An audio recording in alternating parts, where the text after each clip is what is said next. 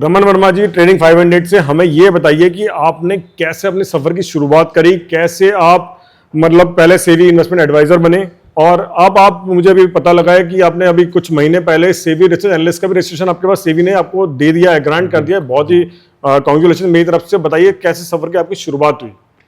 देखिए, जब मैंने शुरुआत की थी इस सफ़र की तो मुझे इतनी नॉलेज नहीं होती थी। मैंने स्टॉक लेता था, बेचता था, किसी में थोड़ा प्रॉफिट हुआ, किसी में थोड़ा लॉस हुआ। ओवरऑल जब मैंने रिव्यू करा तो टोटल मुझे मिला के लॉस ही हुआ। मतलब पहले आपने मतलब ट्रेडिंग स्टार्ट करी। बिल्कुल बिल्कुल। तो मतलब फिर आपको कैसे मतलब गाइडेंस आई कि आपको ये पेपर पास करना चाहिए और आपको ट्रेडिंग में प्रॉफिट होगा, ऐसा आपने मतलब किसी ने आपको गाइड करा था, कैसे करा था आपने? फिर मैंने रिसर्च करी तो मुझे पता चला NISM एक के द्वारा एक पेपर लिया जाता है जिसको पास करके सेबी का रजिस्ट्रेशन मिल जाता है। तो फिर मैंने उस पेपर की तैयारी करी। पहले मैंने 2019 में इन्वेस्टमेंट एडवाइजर का पेपर क्लियर करा। अच्छा, 2019 में आपने मतलब इन्वेस्टमेंट है, उसके बाद आपने अपना ट्रेडिंग 500 फॉर्म आपने स्टार्ट करी और आपने मतलब एडवाइस देना चालू किया। बिल्कुल। उसके बाद फिर मैंने लास्ट ईयर रिसर्च एनालिस्ट का भी पास करके तो मतलब इन्वेस्टमेंट एडवाइजर और ट्रेडिंग मतलब जो एनालिस्ट में फर्क क्या, डिफरेंस क्या है इन दोनों में? मतलब देखिए, जो इन्वेस्टमेंट एडवाइजर है उसका होल सोल जो फोकस रहता है वो इन्वेस्टिंग पे रहता है कि लोगों का पैसा कहाँ लगाए, गोल्ड में लगवाए, स्टॉक्स में लगवाए, मतलब ओके, उनके इन्वेस्टमेंट को पूरा गाइड करना है। पूरा गाइड करना जो आपका जो सेकंड पेपर आपको सर्टिफिकेट अभी जो सर्टिफिकेट मिला है रिसर्च एनालिस्ट का, इसमें क्या करना होता है? इसमें आप पर्टिकुलर स्टॉक का, उस कंपनी का एनालाइज करते हैं कि वो उसमें आप इन्वेस्ट करने के लायक वो है या नहीं। होल सोल पूरा उसका रिसर्च बेस्ड होता है। आप इसमें टेक्निकली करते हैं या फंडामेंटली करते हैं? देखिए, ये दोनों तरीके से होता है, टेक्निकली भी और फंडामेंटल भी। जो टेक्निकली हम स्टॉक निकालते हैं वो शॉर्ट टर्म के लिए होते हैं और जो फंडामेंटली निकालते हैं वो थोड़े लॉन्ग टर्म। अच्छा, लॉन्ग टर्म के लिए होते हैं। टेक्निकली मतलब शॉर्ट टर्म, जैसे लोग डे ट्रेडिंग करते हैं, मैंने सुना है उस बारे में, तो वो टेक्निकली बेस पे होता है। ट्रेडिंग टेक्निकली बेस पे 10-15 दिन, 1 महीना, 3 महीने, और फंडामेंटली पूरा फिर लंबे समय से। तो ये बताइए, जैसे एआई अब आ चुका है, अब तो एआई से कुछ आप यूज करते हैं एआई का अपने मतलब रिसर्च एनालिस्ट में, या मतलब लोगों को एडवाइस करने में, या कोई ट्रेड का, कोई स्टॉक का फ्यूचर मतलब प्रेडिक्ट करने के लिए, फोरकास्ट करने के लिए, भाई ये ऊपर जाएगा, ये नीचे गिरने वाला है, आप इसमें एंट्री ले सकते हो या एग्जिट ले सकते हो, तो आप एआई का यूज करते हो अभी नहीं करते हो? नहीं, अभी तो फिलहाल मैंने एआई का यूज नहीं करा। अच्छा, मतलब आप सेपरेटली अपना जो आपने मतलब सेबी के गाइडलाइंस है उनके अनुसार आप रिसर्च एनालिसिस करके और आगे जो भी आप खुद पर्सनली भी ट्रेडिंग करते हैं और अपने जो फैमिली मेंबर्स हैं किसी को एडवाइस करते हैं अपने क्लाइंट्स को, तो इस तरीके से एडवाइस करते हैं। अच्छा रमन जी, आप मुझे ये बताइए कि इस सेबी का ही रजिस्ट्रेशन लेना रिसर्च एनालिस्ट का और इन्वेस्टमेंट एडवाइजर का इतना जरूरी क्यों है और इससे इन्वेस्टर्स का क्या फायदा है? देखिए, जो सेबी का मेन मोटिव है वो है इन्वेस्टर्स के इंटरेस्ट में काम करना। अच्छा, इन्वेस्टर का पैसा डूबे नहीं, इसके लिए सबसे ज्यादा फोकस रहता है। ओके। अगर आपको बुखार हो तो आप झोला साहब डॉक्टर पे चले जाएंगे या फिर MBBS MD के पास जाएंगे? नहीं, जब जान का सवाल होगा तो हम तो MBBS वाले डॉक्टर के पास जाएंगे। वही सेबी ने क्या कहते हैं जो पेपर दिलवाती है कि रिसर्च एनालिस्ट और इन्वेस्टमेंट एडवाइजर ये MBBS MD डॉक्टर के बराबर है। अच्छा। ये उस क्षेत्र की सारी नॉलेज रखते हैं, एक्सपर्ट होते हैं। तो आपको जब कभी भी इन्वेस्ट करना है तो रिसर्च एनालिस्ट या इन्वेस्टमेंट एडवाइजर के थ्रू ही करना है। जैसे मेरे को म्यूचुअल फंड में भी इन्वेस्ट करना है तो मैं तभी आपकी गाइडेंस लेने की जरूरत है। बिल्कुल। मतलब किसी भी तरह का मुझे इन्वेस्टमेंट करना है जो फाइनेंशियल मार्केट में है, तो हमें सर्टिफाइड लोगों के साथ ही काम करने में थोड़ा सा प्रॉफिट ज्यादा रहेगा। टेलीग्राम पे काम नहीं करना, आपको किसी व्हाट्सएप पे काम नहीं करना, कोई दोस्त बताए तो नहीं खरीदना, और टीवी पे कई आते हैं कि ये ले लो वो ले लो, नहीं करना। आजकल तो दोस्त तो 24 घंटे राय दे रहे हैं सुबह से लेकर शाम तक कि उसने अमर राजा का बैटरी का शेयर खरीदा था वो इतने का हो गया, अब मैंने रिलायंस खरीदा था वो इतने का हो गया। हर कोई राय दे रहा है, हर कोई राय दे रहा है, लेकिन आप जब भी हम उनकी राय फॉलो करते हैं तो हमें कभी कभी लॉस हो जाता है। लॉस क्यों होता है? वो राय तब देते हैं जब वो ऊपर भाग चुका होता है। ऊपर जब आपके इन्वेस्ट करते हो तब तक मार्केट नीचे आ जाता है। ये आप बिल्कुल सही कह रहे हैं, ये हो चुका है। मतलब जैसे ही मतलब दोस्तों ने खरीद लिया, उन्होंने 800 में खरीदा, हमने बताया कि बहुत अच्छा चल रहा है तुम भी खरीद लो, मेरे पास अच्छी रिपोर्ट्स हैं इनकी, 1600 पे जाएगा। उनके मतलब कोई इन्वेस्टमेंट एडवाइजर है, आपको भी किसी रिसर्च एनालिस्ट है बॉम्बे वगैरह के, वहाँ से उनको किसी ने बताया था कि अमर राजा खरीद लो, उन्होंने खरीदा, उनको अच्छा प्रॉफिट हुआ। मतलब मेरे फ्रेंड को अभी तक अच्छा प्रॉफिट हुआ इसमें, और हमने जब खरीदा तो उसके बाद कोई खास रिटर्न है नहीं, वो उसके आसपास ही घूमता रहता है। तो ये सब चीज़ें मतलब हमें फायदा देती हैं। बिल्कुल, टोटल वो आपको इसमें हेल्प करेगा एक सेबी रजिस्टर्ड बंदा कि आप राइट टाइम पे राइट स्टॉक राइट टाइम पे पिक कर लें। ओके। जब आप बॉटम से पिक करेंगे तब जाएगा, तब आपकी वेल्थ बनेगी। मान लीजिए आपने हमें 10 स्टॉक्स अगर आप किसी को बता रहे हैं, खुद भी ट्रेड करते हैं, तो क्या आपके 10 के 10 स्टॉक्स आपको प्रॉफिट देते हैं या उसमें से कुछ लॉस भी देते हैं या कुछ अंडर परफॉर्म ही करते रहते हैं, आप उनको बाद में चेंज करते हैं? देखिए, हर पॉसिबिलिटी संभव है। क्या कहते हैं, कोई अगर हमने 10 लिए उसमें से 6-7 चलेंगे Okay. एक दो एवरेज रहेंगे, Okay. एक आध लॉस भी देगा। ओके ओके, क्योंकि आपने मतलब कोई ना कोई इवेंट्स हैं, आजकल सारी चीजें इवेंट्स के ऊपर डिपेंड हैं। बिल्कुल। अगर कोई ग्लोबल क्राइसिस ही हो गया तो उसका मैंने इफेक्ट देखा पड़ता है है। कि बिल्कुल। जब 2008 में जब वो रिसेशन आया था तो मार्केट धड़ाम से गिरते जा रहा था। जो लोग बिल्कुल। 10 दिन पहले तक 20 दिन पहले तक ऊपर के टारगेट दे रहे थे सब चीजों के, टीवी पे बैठे हुए सारे लोग या कहीं भी जो फ्रेंड्स वगैरह, जब जो ऊपर के टारगेट दे रहे थे सारे स्टॉक नीचे आ गए। बिल्कुल। इवन पैनी स्टॉक्स हो गए थे कुछ, तो मैंने अपने सामने देखा था ये सब चीजें। जी जी। तो बेस्ट ये है कि सब कुछ मार्केट ट्रेंड के ऊपर डिपेंड है। और अच्छा रमन जी, आप मुझे अब ये बताइए कि जैसे आप स्टॉक का कोई रिसर्च करते हो या कमोडिटी मार्केट का भी रिसर्च करते हो, म्यूचुअल फंड का भी कोई रिसर्च करते हो कि आपको किसी को एडवाइस करना है, खुद भी आपको उसको बाय करना है या सेल करना है, तो आप किस तरीके से उसकी शुरुआत करते हो? कि वो टेक्निकल पे ज़्यादा भरोसा करते हो या फंडामेंटल पे ज़्यादा भरोसा करते हो?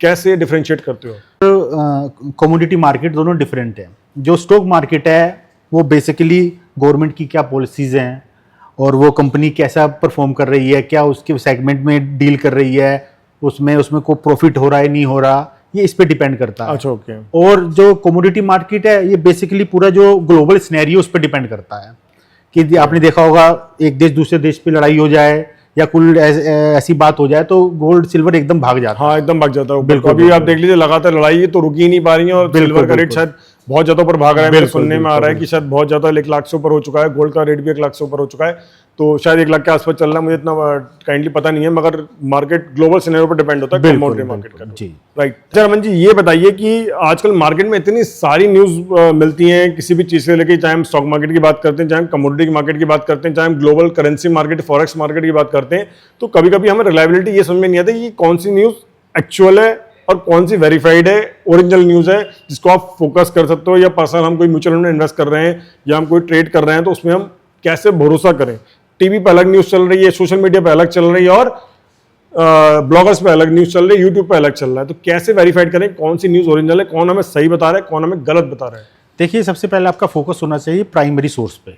प्राइमरी सोर्स होते हैं न्यूज़पेपर ओके। या न्यूज़ आप देख लो, मतलब ये सीएनबीसी वगैरह, हाँ, एनडीटीवी, यहाँ पे प्राइमरी। और सोशल मीडिया को मैं फॉलो ही नहीं करता। अच्छा। वहां पे जो आती हैं बहुत सारी गलती अच्छी भी होती हैं, लेकिन मैं ये नहीं कह रहा कि बिल्कुल गलत होती है, लेकिन उसमें बहुत गलत पार्ट भी होता है। और शायद वो मैंने सुना है कि वो शायद स्टॉक मार्केट के मूवमेंट में पेनी स्टॉक्स को बढ़ाने के लिए भी कुछ ऐसा कुछ करते हैं कि आप बिल्कुल 2 रुपए का कोई शेयर खरीद लो, 10 रुपए का, 20 रुपए का होने वाला है एक हफ्ते में, ऐसी न्यूज भी आती हैं। और शायद मेरे को तो लगता नहीं किसी को आज तक उसमें प्रॉफिट हुआ होगा कि 2 का, आज तो होता ही नहीं मेरे ख्याल से। और मेन फोकस आपका रहना चाहिए कि गवर्नमेंट की पॉलिसीज क्या हैं और ग्लोबली क्या हो रहा है। ओके। ये अगर आपके माइंड में है तो आप एकदम पिक कर लोगे कौन सा स्टॉक लेना है, कौन सा। मतलब मैं अगर स्टॉक मार्केट में मुझे अगर पर्सनली कोई इन्वेस्टमेंट करना है तो पहले तो मैं देखूं कि मार्केट का सिनेरियो मुझे क्या पता लग रहा है, न्यूज वगैरह में पढ़ के या कोई एडवाइस लेके इन्वेस्टमेंट एडवाइजर की। और सेकंडली मुझे कुछ इन्वेस्ट करना है तो कंपनी के मैं खुद भी रिसर्च करूं। बिल्कुल तो पर्सनल रिसर्च भी जरूरी है। मुझे किसी भी आंखें बंद करके मुझे किसी भी जम डॉक्टर पे भरोसा नहीं करते कोई दवाई खाने से पहले कि भाई ये दवाई सही है नहीं। हर कोई आजकल गूगल में पढ़ने लग गया है कि भाई ये दवाई क्या काम करती है हमारी बॉडी में जाके। बिल्कुल। तो भैया मतलब रिसर्च करना सेल्फ भी बहुत जरूरी है। बहुत जरूरी है। अब आप सेल्फ करोगे तो ही तो 1-2 पार्ट जो नहीं समझ आएंगे पूछोगे, नॉलेज आपकी बढ़ेगी। अगर आप खुद रिसर्च करके स्टॉक निकाल लें उससे बढ़िया कोई बात ही नहीं है। उसके बाद हम पूछ लें कि हम ये 5 स्टॉक लेके हाँ, आपके पास आए कि भाई रमन वर्मा जी ये स्टॉक हम खरीद सकते हैं नहीं खरीद सकते। बिल्कुल बिल्कुल। तो आप उसमें हमें गाइडेंस देंगे कि आप ये इतने दिन के लिए खरीद लो या ये बिल्कुल मत खरीदो, इसका कोई सिनेरियो नहीं है या इसका कोई प्रोडक्ट लॉस में जा रहा है या इसके क्वार्टरली रिजल्ट्स प्रॉफिट में नहीं है। मींस यही होगा ना। बिल्कुल। क्योंकि मैंने पहले सीखा था कि क्वार्टरली रिजल्ट्स पे फोकस करना बहुत जरूरी होता है कि वो कंपनी प्रॉफिट बना रही है नहीं बना रही। कभी ऐसा नहीं हो रहा लगातार उसकी सेल्स कर रही है आप स्टॉक खरीद लो, वो तो नीचे गिरने वाला है। सही है ना प्रक्रिया? अच्छा आप ये बताइए कौन से सेक्टर्स आपको पर्सनली अच्छे ग्रोथ वाले लग रहे हैं, जिसमें मजेदार लग रहे हैं या उनमें बहुत ज़्यादा ग्रोथ आने वाली है, तो कौन से सेक्टर्स आपके अनुसार हैं जिसमें मतलब हमारे व्यूअर्स वगैरह के लिए प्रॉफिट रहे, या कौन से सेक्टर हम फोकस करें कि भाई यही आपके अनुसार as per to your research and fundamental analysis कौन से सेक्टर्स हमारे लिए बेस्ट है? देखिए, गवर्नमेंट का जो फुल फोकस है वो ईवी पे है। अच्छा, ईवी पे। ईवी से रिलेटेड जितने भी स्टॉक्स हैं उसको आप पकड़ के रख सकते हैं, बाय कर सकते हैं। ओके। उसका आगे चल के अच्छा फायदा होगा। एआई से रिलेटेड जितने भी स्टॉक्स हैं ओके, वो सब भागने वाले हैं, मतलब वो सेक्टर सेक्टर आने समय में इन्हीं का ही ग्रोथ में रहेगी। हाँ। Okay, very nice. तो मतलब जैसे ईवी में अभी मैंने अभी कुछ पहले अखबार में न्यूज़ पढ़ी थी और शायद न्यूज़ में भी पढ़ा था कि रिलायंस इंडस्ट्रीज भी शायद अनिल अंबानी का भी कोई इंटरव्यू आया था, उसमें उन्होंने बताया था कि वो बहुत बड़ा प्लांट बना रहे हैं जहाँ 50,000 लोग काम कर रहे हैं कि वो टेस्ला से भी शायद 3 गुना या 2 गुना, मुझे एग्जैक्ट नहीं पता क्या है, ऐसा कुछ लिखा था उसके अंदर कि वो बहुत बड़ी फैक्ट्री बन रही है जहाँ बहुत सारी मतलब बैटरीज वगैरह वो बनाएंगे, बिल्कुल बिल्कुल, और जिससे ईवी इंडस्ट्री को फोकस मिलेगा। बिल्कुल। अब देखिए सेमीकंडक्टर को देख लीजिए, अभी हमारे पीएम साहब ने उसको शो भी करा था, हमने चिप बना लिया, चिप बना ली चिप है, हो तो गई आने वाले समय में इस पे भी काफी तो स्कोप अब मतलब जैसे जैसे लास्ट टाइम प्रॉब्लम हुई थी, जैसे कार बुक करा रहा था, कोई भी डिलीवरी नहीं मिल पा रही थी, तो हमें अब बाहर के देशों पे, चाइना पे या ताइवान पे या कोरिया पे डिपेंड होने की जरूरत नहीं है, हम अपना भी खुद का चिप बनाएंगे और हमारी इंडस्ट्री में कोई भी रुकावट नहीं आएगी और सब कुछ टाइमली और अच्छा प्रोग्रेसिव चलेगा। बिल्कुल। अमेरिका ने जो हमारे ऊपर जो अभी टैक्सेस लगाए हैं, इंपोर्ट ड्यूटी जो पहले 10% थी, पहले उसको 25% करा, 25 से बढ़ा के 50% कर दिया है, तो उससे हमारी जीडीपी पे क्या फर्क पड़ेगा? मतलब इंडिया में क्या मतलब थोड़ा सा व्यापार कम होगा या हमारी जीडीपी डाउन हो जाएगी? तो कुछ बारे में आप इसमें कुछ गाइडेंस दे सकते हैं? देखिए टैरिफ का मेरे हिसाब से मामूली असर रहेगा, ओके, 0.5 तक जीडीपी में असर इसका रह सकता है। अच्छा, क्योंकि इंडिया अमेरिका पे जितना ट्रेड करता था, उसके अलावा इसके और जो क्षेत्र हैं, ब्रिक्स है, रशिया है, तो वहाँ पे जाके ट्रेड और बढ़ने की संभावना है। और अब आने वाले समय दिवाली का है, जिसमें हम 140 करोड़ हमारी पॉपुलेशन है, तो ये एक त्यौहार ऐसा है जिसमें छोटे से लेके बड़े तक सभी पार्टिसिपेट करता है और सभी को प्रॉफिट होता है। फ्लिपकार्ट वगैरह की और अमेजोन के अभी से डेट्स आ गई हैं कि उनकी जो बिल्कुल, सेल्स है, बिल्कुल, चालू हो रही हो है, जाती हैं। और सेल्स भी शायद वो 5,000 करोड़ का बिजनेस जनरेट होता है। मैं आपको एग्जैक्ट अमाउंट तो नहीं मुझे पता क्या है, मगर हजारों करोड़ का, मतलब आपका कहने का मतलब है कि दिवाली की वजह से हमारे पर कोई भी असर नहीं आने वाला है और हमारी जीडीपी भी अच्छी रहेगी, क्योंकि हमारी डोमेस्टिक सेल्स बहुत अच्छी है। बिल्कुल, और डोमेस्टिक हम लोग बहुत स्ट्रांग हैं, हमारे पास कंज्यूमर्स बहुत हैं और हमारे पास मैन्युफैक्चरर्स बहुत हैं। आरबीआई की मॉनेटरी पॉलिसी जो आती है, उसको आप हम एज ए इन्वेस्टर्स को या एज ए ट्रेडर को किस तरीके से देखना चाहिए कि इसके आउटलुक पॉजिटिव हैं, नेगेटिव हैं मार्केट के लिए, स्टॉक मार्केट के लिए या इंडियन इकोनॉमी के लिए? तो आप कैसे इसको हमें सजेस्ट करेंगे, डिस्क्राइब करेंगे? देखिए आरबीआई टाइम टू टाइम अपनी मॉनेटरी पॉलिसी लॉन्च करता रहता है। अगर उसको लगता है कि मार्केट में पैसा डालना है तो वो डालते हैं, और उनको लगता है खींचना है तो वो खींचते हैं। इसका ज़्यादा इफेक्ट नहीं पड़ता लॉन्ग टर्म के लिए। ओके, और मतलब कहने का मतलब है कि मान लीजिए कि कोई रेपो रेट बढ़ रहा है या कम हो रहा है, तो उससे मतलब इंटरेस्ट रेट कम हो जाता है बैंक टू बैंक या हमारा भी, और या इंटरेस्ट रेट बढ़ जाता है तो मार्केट पे क्या असर आता है? इंटरेस्ट रेट घटता है तो शायद हम लोग लोन लेने या होम लोन लेने ज़्यादा जाते हैं, तो शायद इकोनॉमिक ग्रो होती है, और जब महंगाई ज़्यादा बढ़ती है तो शायद गवर्नमेंट उसको ब्रेक कर देती है, मतलब रेपो रेट बढ़ा देती है या अनचेंज रखती है, जिससे वो जैसा चल रहा है अच्छा चल रहा है, ज़्यादा मार्केट में पैसे डालेंगे तो महंगाई बढ़ेगी। ऐसा कुछ सिनेरियो मेरे ख्याल से बिल्कुल बिल्कुल, वो जो इंट्राडे या 1-2 दिन तक ही इसका असर रहता है, लॉन्ग टर्म तक इसका असर लॉन्ग टर्म तक नहीं रहता। मार्केट पर असर नहीं रहता या इकोनॉमी पर असर नहीं रहता? मार्केट पे असर नहीं, मार्केट पे 1-2 दिन का असर रहता है, इकोनॉमी पे फर्क इकोनॉमी पे थोड़ा बहुत फर्क पड़ता है, क्योंकि अगर इंटरेस्ट रेट घटेंगे तो हर जना जाएगा लोन लेने, लोन लेगा तो व्यापार भी बढ़ेगा और जॉब्स भी बढ़ेंगे मार्केट के अंदर। और अगर रेपो रेट बढ़ता है, इंटरेस्ट रेट बढ़ता है, तो आदमी थोड़ा सा रुक जाता है कि अभी रुकते हैं, अगर कोई सेक्टर अच्छा चल रहा है तभी इन्वेस्ट करेंगे। एज ए बिजनेस में भी सोचता है, और वो एज ए स्टॉक मार्केट में भी इन्वेस्ट करते हो सोचता है, ऐसे कुछ रहता है। बिल्कुल। बहुत सारे नए इन्वेस्टर हैं जो इस मार्केट में अब इन्वेस्ट करना चाहते हैं, जिन्होंने अभी तक इन्वेस्टमेंट नहीं करा है या अब उनकी जॉब लगी है तो उनके पास साइड इनकम हो गई है, वो इन्वेस्ट करना चाह रहे हैं जिससे वो अपना थोड़ा रिटर्न बढ़ा सकें। तो उनके लिए आप क्या बताना चाहेंगे कि उनके लिए कौन सा चीज़ ज़्यादा अच्छी रहेगी? म्यूचुअल फंड अच्छा रहेगा, स्टॉक अच्छा रहेगा, कमोडिटी मार्केट अच्छा रहेगा, म्यूचुअल फंड अच्छा रहेगा, फॉरेक्स मार्केट अच्छा रहेगा, क्रिप्टो करेंसी अच्छा रहेगा? कौन सा मार्केट आप गाइड करना चाहते हैं? देखिए सबसे पहले मैं म्यूचुअल फंड को तरजीह देना चाहूँगा। अच्छा। एसआईपी के थ्रू अपना इन्वेस्टमेंट शुरू कर दें। ओके, जितने भी यंगस्टर्स हैं जिनकी नौकरी लगी है, वो सबसे पहले अपना एसआईपी शुरू कर दें। ओके, उसके बाद आप थोड़े बहुत स्टॉक जो आपको लगता है फंडामेंटली अच्छे हैं, अपने एडवाइज़र से बात करके स्टॉक्स में इन्वेस्ट कर सकते हैं। और जहां आपको लगता है कि कोई बताता है कि पैसा एक दिन में डबल ट्रिपल, ऐसे प्रलोभनों से दूर रहे। अच्छा ये बताइए कि बहुत से लोग, मैंने सुना है कि बहुत से मेरे फ्रेंड थी, मैंने कहा देखे हैं कि वो जैसे कोई स्टॉक अच्छा चल रहा है, वो इन्वेस्टमेंट कर रहे हैं, उनका प्रॉफिट अच्छा रहा है तो वो लोन लेके ही पैसा लगाते हैं। तो ऐसा करना चाहिए, नहीं करना चाहिए? बिल्कुल भी नहीं करना चाहिए। कोई भी लोन, हाँ ना, अगर आपकी जितनी क्षमता है उसके अकॉर्डिंग एसआईपी करें, इसको उसके अकॉर्डिंग ही लमसम डालें। मतलब लोन लेके बिल्कुल काम नहीं करना, बिल्कुल भी। मैं तो लोन लेके बिल्कुल अगेंस्ट हूं, मतलब कोई भी इन्वेस्ट नहीं करे किसी भी तरीके का, किसी मार्केट में बिल्कुल लोन लेके ना करे। लोन लेके आप बिजनेस कर सकते हैं, मगर इसको इन्वेस्टमेंट नहीं होता, इन्वेस्टमेंट लोन लेके नहीं होता, वो हमारे सेविंग का ही पार्ट होता है। बिल्कुल बिल्कुल। आमतौर पर इन्वेस्टर या ट्रेडर कौन कौन सी गलती करता है जिसकी वजह से उसको लॉस का कारण बनता है? वो वजह क्या रहती है? देखिए सबसे पहले मैं बात करूं, नंबर 1 टेलीग्राम ग्रुप। अच्छा, अगर आप किसी भी टेलीग्राम अनऑथोराइज्ड पर्सन से जुड़े हैं, वो कहीं ना कहीं आपको लॉस देगा। ओके। और जो मैंने पहले भी कह चुका हूँ कि लोन लेके इन्वेस्टमेंट नहीं करना।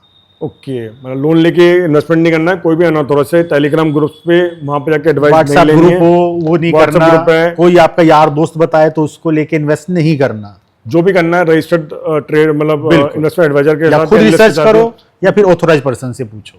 राइट राइट, मतलब ये कारण है जो लॉस की तरफ ले जाते हैं, बिल्कुल, या बिल्कुल। बहुत सारे लोग क्या है एक्स्ट्रा होल्डिंग्स ले लेते हैं लोन लेके मार्केट से 200 उधार ले लिया, वो बिल्कुल नहीं करना चाहिए इस मार्केट के अंदर। क्योंकि जो व्यक्ति होता है उसको पता ही नहीं होता किस लेवल पे एंट्री करनी है। स्टॉक बढ़ गया, आप ऊपर जाके एंट्री ले रहे हैं, अब तो वो नीचे आएगा, प्रॉफिट बुकिंग होगी, तो आपने इन्वेस्ट ऊपर कर रखा है, अब क्या पता कितने समय में वो क्रॉस करे। तो आपको एक ऑथोराइज पर्सन से ही काम करना मान लीजिए कि आप क्या इस टाइम कोई राय देना चाहेंगे कि गोल्ड जैसे इस टाइम सिल्वर हाई पे चल रहा है और अभी भी मैंने अखबारों में पढ़ा है कि वो और ऊपर का टारगेट आ रहे हैं, मतलब कि वो 1.5 लाख चांदी होने वाली है इस साल के अंत तक या अगले साल तक जो भी है, तो क्या आप इस मौके पे एडवाइस करेंगे कि वो हमें इन्वेस्ट करना चाहिए इस टाइम, या ट्रेड करना चाहिए या लॉन्ग टर्म के लिए, शॉर्ट टर्म के लिए डे में? देखिए, लॉन्ग टर्म के लिए गोल्ड सिल्वर तो अच्छे हैं।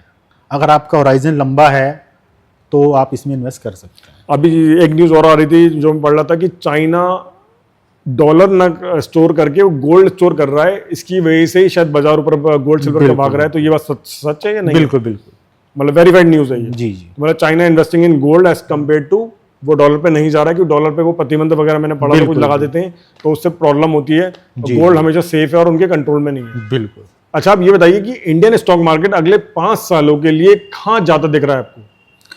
सेंसेक्स का क्या जाएगा, नीचे गिरेगा, ऊपर बढ़ेगा, निफ्टी नीचे जाएगी, ऊपर जाएगी, क्या होने वाला है?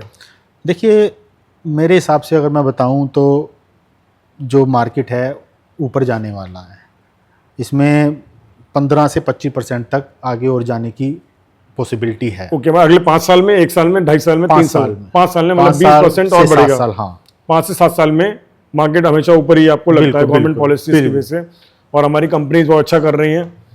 ओके, क्योंकि FIIs जो हैं वो अब पैसा थोड़ा निकाल रहे हैं, लेकिन आने वाले समय में वो यहीं आना है। और बहुत बड़ी जो बैकबोन है हमारे DIIs की है, domestic institutional investors, mutual funds वगैरह, बिल्कुल बिल्कुल, इंश्योरेंस कंपनीज वगैरह, जितने भारतीय भर भर के SIP, तो हमें पे इसलिए हमारे मार्केट पे कोई इतना असर नहीं हुआ। नहीं, अभी मैंने देखा है पेटीएम पे, और अगर हम फोन पे जाते हैं तो 10 रुपए की SIP भी हो रही है, 20 रुपए की SIP, 50 रुपए की भी हो रही है। छोटा व्यक्ति भी SIP कर सकता है। पहले जब आज से 10 साल पहले शायद मिनिमम 500 रुपए की लॉन्च हुई थी, तो इन्होंने जब से पेटीएम और फोन पे में जो मैंने देखा है उसके अनुसार मैं बता रहा हूँ, मैंने पर्सनली भी कराई हुई है, तो ये बहुत अफोर्डेबल कर दिया है कि हर आदमी अब इन्वेस्ट कर सकता है इंडिया में। बिल्कुल। अच्छा, आप ये बताइए कि AI ने और टेक्नोलॉजी आने वाले कुछ सालों में इन्वेस्टिंग को कितना बदल देंगे? क्योंकि आजकल सब कुछ ऑटोमेट हो रहा है, मेरे सुनने में आ रहा है, तो आपका क्या विचार है इसके बारे में? देखिए, AI के आने से बहुत इफेक्ट पड़ेगा। जो आपका डाटा एनालाइज करने में 10 से 15 जने लगते थे, काफ़ी टाइम कंज्यूम होता था, वो आप AI को देते हैं तो इजीली बहुत जल्दी हो जाता है, टाइम कंज्यूमिंग है, तो इससे ट्रेडिंग बड़ी इजी हो जाएगी आने वाले समय में, और इसका टेक्नोलॉजी का पूरा प्रभाव हमारे इन्वेस्टिंग पे पड़ेगा। मतलब आम इन्वेस्टर को, ट्रेडर को भी इसका बेनिफिट मिलेगा, बिल्कुल मिलेगा। बिल्कुल, मतलब ये सब जितने भी ऐप्स हैं तो ये सब हेल्प करेंगे कहीं ना कहीं, मतलब हमारी ट्रेडिंग को बिल्कुल हेल्प करेंगे कि क्या करना चाहिए, फ्यूचर सिनेरियो क्या है, मतलब डाटा एनालाइज मेन तो AI क्या करता है, मैं डाटा एनालाइज अच्छी कर देता है कि भाई कि ये सब चीजें जो हैं ये वेरीफाइड न्यूज़ है, रेडीमेड माल एकदम से मिल जाता है ना। ओके, रेडीमेड माल मिलता है AI के थ्रू। क्या भारत भी अमेरिका की तरह रिटेल इन्वेस्टर ड्राइवन मार्केट बनने जा रहा है आने वाले कुछ सालों में? आपका क्या विचार है? देखिए, हम भारत इस तरफ कदम बढ़ा रहा है, जैसे मैंने अपनी पहले भी बताया था कि DIIs पैसे निकाल रहे हैं, हमारे पे इतना इफेक्ट क्यों नहीं पड़ रहा, हमारी मार्केट क्यों नहीं गिर रही, क्योंकि उसका जो मेन सपोर्ट कहाँ से आ रहा है, DIIs के थ्रू आ रहा है, यानी कि रिटेल इन्वेस्टर्स की तरफ से आ रहा है, जो ये 10 रुपए, 20 रुपए, 50 रुपए, 500 रुपए, 100 रुपए की जो SIP हो रही हैं पूरे इंडिया से, 140 करोड़ हमारे जनसंख्या है, तो इनके द्वारा जो SIP हो रही हैं वो हमारे मार्केट को पूरा सपोर्ट पे काम जैसे कभी कभी मतलब FII फॉरेन इंस्टीट्यूशनल इन्वेस्टर जो है वो पैसा स्टॉक्स बेच के या पैसा निकाल लेता है, तो वहाँ DII पूरा सपोर्ट करते हैं, तो DII को सपोर्ट कर रहा है, हम लोग सपोर्ट कर रहे हैं कि हम SIP करा रहे हैं। बिल्कुल करेक्ट, इसलिए हमारे मार्केट को स्टेबल है और कोविड का भी कोई खास फर्क नहीं पड़ा। जहाँ पूरी उम्मीद थी कि शायद बिजनेस सब डाउन हो रहे हैं पूरे वर्ल्ड के, तो मार्केट गिरना चाहिए, मगर तो इसी वजह से ही ये रिटेल ड्रिवन हो गई, जो DIIs है रिटेल ड्रिवन हमारी इकोनॉमी मतलब सेल्फ आने वाले कुछ सालों में हमारी इकोनॉमी और स्टॉक मार्केट सेल्फ ड्राइवन, मतलब जो रिटेल इन्वेस्टर यहाँ का चलाने वाला है, ज्यादा असर विदेशी इन्वेस्टर का या एफआईआई का नहीं पड़ेगा। आएंगे, अच्छी बात है, अगर जा भी रहे हैं तो भी इफेक्ट नहीं पड़ेगा, क्योंकि हमारे डीआईएस, इंश्योरेंस कंपनीज और बहुत सारे इंश्योरेंस इन्वेस्टर और रिटेल ट्रेडर्स ही इसको सपोर्ट कर रहे हैं कहीं ना कहीं। जी जी। जो 20s की एज में जो जेनजीज और यंगस्टर आ रहा है, जिसको स्टॉक मार्केट में इन्वेस्ट करना है या म्यूचुअल में इन्वेस्ट करना है, तो उनके लिए आपकी क्या सलाह रहेगी, क्या एडवाइस रहेगी कि किस तरीके से उनको इन्वेस्ट करना चाहिए और सही तरीके से उनको प्रॉफिट रिटर्न मिलता रहे? देखिए, जो भी यंगस्टर जॉब में आ रहा है या बिजनेस कर रहा है, मेरी सलाह ये आती है डे 1 से जब पहली सैलरी आए तो इन्वेस्टमेंट शुरू कर देनी चाहिए, मतलब पहली सैलरी से as soon as possible. Okay. आप ये देखेंगे या वो कैलकुलेटर आता है, आप देख लेते हैं कि जितना लंबा समय आप इन्वेस्ट करोगे उतनी मोटी पूंजी आपको आगे चल के मिलेगी। ओके, मतलब जितना लंबा हम जैसे मान लीजिए टेन्योर जितना लंबा होगा उतना ज्यादा उसका कई गुना। तो अच्छा, म्यूचुअल फंड में हमें कितना रिटर्न मतलब साल का मिल जाता है आपके अनुसार? मिनिमम और मैक्सिमम साइड कितना मिल जाता है? 10 से 15% 10 से 15% रहता है। एफडी से तो डबल ही है, FD से तो double एफडी 7% देता है। और अच्छा मार्केट चला तो वो 20-25% भी होते हैं, देर नहीं लगती है। हाँ, बहुत सारे मतलब दिखाते हैं 3 साल के लास्ट के जो स्मॉल कैप स्टॉक्स हैं, जो हम म्यूचुअल में इन्वेस्ट करते हैं, रिसर्च करने जाते हैं, तो वहाँ दिखाते हैं उनको 30-40% रिटर्न है, 75% रिटर्न दिखा है मैंने। ये तो मैंने मिनिमम बताया है। मिनिमम मतलब मिनिमम साइड 10-15% तो हर किसी को मिलना है। बिल्कुल एफडी से डबल ही हो गया, एफडी डबल है, मतलब टोटल सेफ है। मेरा तो यही एडवाइस यंगस्टर से रहती है कि आप जैसे ही आप अपने पैर पे खड़े हुए और आपने इन्वेस्टमेंट शुरू कर दी। अच्छा, जैसे ही मान लीजिए समटाइम्स क्या होता है कि किसी ने एसआईपी में पैसा लगाया, 1 महीने के अंदर मार्केट गिर गया या बढ़ा ही नहीं, उनका वो रेड दिखता रहता है हर जगह, तो वो शायद ज़्यादा इन्वेस्ट करने डर जाते हैं कि हमें कोई प्रॉफिट नहीं मिल रहा, तो उसके लिए क्या कहना चाहेंगे? अच्छा क्वेश्चन है आपका। देखिए, एसआईपी होती है लॉन्ग टर्म के लिए, कभी भी 1, 2 साल, 3 साल के लिए एसआईपी नहीं होती है। जो आपके लॉन्ग टर्म गोल होंगे, मुझे घर लेना है, मुझे शादी करनी है, जो भी लॉन्ग टर्म के गोल होंगे 10 साल, 15 साल, 20 साल, ये होती है एसआईपी। शॉर्ट 1, 2, 3 साल की एसआईपी नहीं होती। अभी कोई यंगस्टर पहली सैलरी जिसको मिलती है या कोई बिजनेस करता है, प्रॉफिट हो रहा है, तो डे 1 से वो एसआईपी शुरू कर, मतलब जो भी उसकी सैलरी मिल रही है खर्चे करने में, जो सेविंग बच रही है, उसको वो डिसाइड करे एफडी में लगाए, म्यूचुअल फंड में लगाए या डायरेक्ट ट्रेड करे। बिल्कुल बिल्कुल। मतलब उसको लगातार मतलब शुरू से ही म्यूचुअल फंड में आपके अनुसार इन्वेस्ट करना शुरू कर देना चाहिए, चाहे वो 100 रुपए करे, चाहे वो 40 रुपए करे, चाहे वो तो डेली की होती है शायद 30-40-100 रुपए वाली, तो चाहे महीने की करे 3000-4000, जो भी उसकी सेविंग है उसको इन्वेस्ट करे। कहने का मतलब ये अर्ली स्टेज पे करे, अर्ली स्टेज पे, जितना अर्ली स्टेज उतना मोटा पैसा, ये समझ लीजिए आप। मतलब लॉन्ग टर्म में उसको 30-40 साल मतलब 10 साल का इन्वेस्टमेंट करता है, उसको अपने फ्यूचर गोल्स के लिए काम करना है। इस गोल्स जैसे में क्या रहते हैं लगभग 10 से 15 साल से 20 साल। अच्छा, 5 साल से कम का तो कुछ होता ही, मतलब मिनिमम रिटर्न तो 10-15% तो मिलना ही है। हाँ, करेक्ट। अच्छा, ये बताइए कि एक इन्वेस्टर के लिए, ट्रेडर के लिए गोल्डन रूल क्या फॉलो करना चाहिए लाइफ टाइम इस मार्केट के अंदर, जैसे उसको लॉस ना हो और ज़्यादा प्रॉफिट कमाए, क्या फॉलो करना चाहिए उसको? देखिए, अगर इस मार्केट में आपको पैसा कमाना है, एक लमसम अमाउंट चाहिए रिटायरमेंट के समय, तो आपको कुछ रूल्स पे काम करना चाहिए। जैसे कि अर्ली स्टेज में इन्वेस्टमेंट स्टार्ट करना चाहिए। जैसे जॉब लगे या बिजनेस करना स्टार्ट करे और जो भी उसको इनकम हो उसकी सेविंग्स है वो एसआईपी वगैरह स्टार्ट कर दे, बिल्कुल स्टार्ट कर दे, जिससे फ्यूचर में अच्छा पैसा हो, बड़ा कॉर्पस उसको मिल पाए। और ये नहीं कि शुरू में कर दी फिर बीच में छोड़ दी, सस्टेनेबल होनी चाहिए, सस्टेनेबिलिटी होनी चाहिए उसमें। ओके, डे 1 से, और जब चाहिए तब तक उसमें इन्वेस्टमेंट होनी चाहिए, छोड़ना नहीं चाहिए। और दूसरा, अनऑथोराइज पर्सन, अनऑथोराइज टेलीग्राम, यार दोस्त से सलाह नहीं लेनी। ओके, या तो खुद रिसर्च करके निकाले या फिर ऑथोराइज पर्सन जो है उनसे कांटेक्ट करें, जो गवर्नमेंट के होते हैं पर्सन, जैसे आप हैं इन्वेस्टर एडवाइजर हैं, तो आपसे कांटेक्ट करके एडवाइस लेने में ज़्यादा प्रॉफिटेबल रहना है। और कोई भी, मेरे ख्याल से आपने पहले ही बताया था, कोई किसी दोस्त से या लोन लेके उधार लेके कहीं काम नहीं करना चाहिए। कोई लोग सोचते हैं कि मेरा प्रॉफिट मैक्सिमाइज हो जाएगा, मेरा इंटरेस्ट में जा रहा है, कहीं ना कहीं अटक जाता है। बिल्कुल बिल्कुल। सस्टेनेबिलिटी मतलब बहुत जरूरी है, लगातार कंटिन्यूअस इन्वेस्टमेंट करना चाहिए। जब तक आपका गोल, आपने 4-5 इन्वेस्टमेंट अलग कर दिए, जिससे आपने एक को मैरिज का गोल है, एक फॉरेन ट्रेवल का गोल है, और एक हमारा घर खरीदना है, हमको एक कार खरीदनी है, इस तरह के गोल्स का अलग कॉर्पस बना ले, और जहाँ भी उसका जैसे टारगेट पूरा होता जा रहा है, एक रिटायरमेंट का अलग बना ले लॉन्ग टर्म के लिए, और हर में कुछ न कुछ 500, 1000 रुपए, 2000 रुपए महीना आपके अनुसार इन्वेस्ट एसआईपी में करता रहे। 10-15% कहीं नहीं गए, एफडी से काफी बेटर रहेंगे। एफडी से ज्यादा बेटर है। एफडी सेफ है और इस मार्केट में थोड़ा एक दर भी ऊपर नीचे हो सकता है। एफडी में कितने 5-6% ब्याज मिल रहा है। हाँ, इस टाइम तो 6-6% इन्फ्लेशन देखो आप, महंगाई दर बहुत ज्यादा चल रही है। तो आपको टोटल मिला के 1-1.5% बैठता है। ठीक बात है। मैं कुछ करके बस पैसा सेफ ही है, कुछ खास हमें प्रॉफिट नहीं है, नहीं होता। मतलब बेस्ट तरीका इंस्ट्रूमेंट हमारे लिए एसआईपी है, जहाँ लॉस के चांस भी नहीं में है। डालो, ओके, चाहे किसी में भी डालो, एसआईपी के थ्रू ही काम करो। ओके, तो हम सजेस्ट कैसे सेलेक्ट कैसे करें कि कौन सा म्यूचुअल फंड बेस्ट है और कौन सा नहीं है? देखिए 5 स्टार म्यूचुअल फंड में डालें और बाकी अपने एडवाइजर से आप कंसल्ट करें। राय नहीं कौन सा सेक्टर ज्यादा बढ़िया चल रहा है। जैसे आपने बताया था ईवी सेक्टर का कोई भी म्यूचुअल फंड हो जो सिर्फ ईवी में पैसा लगाता हूँ, उसमें भी एसआईपी करा सकते हैं। कोई ईवी का तो अगले 100 साल तो मुझे ईवी के नजर मुझे भी लगता है। और उस म्यूचुअल फंड में डालें जो डाइवर्सिफाइड हो। मतलब डाइवर्सिफाइड का मतलब क्या होता है? डाइवर्सिफाइड का मतलब होता है 2-3 सेक्टर में पैसा नहीं डालना।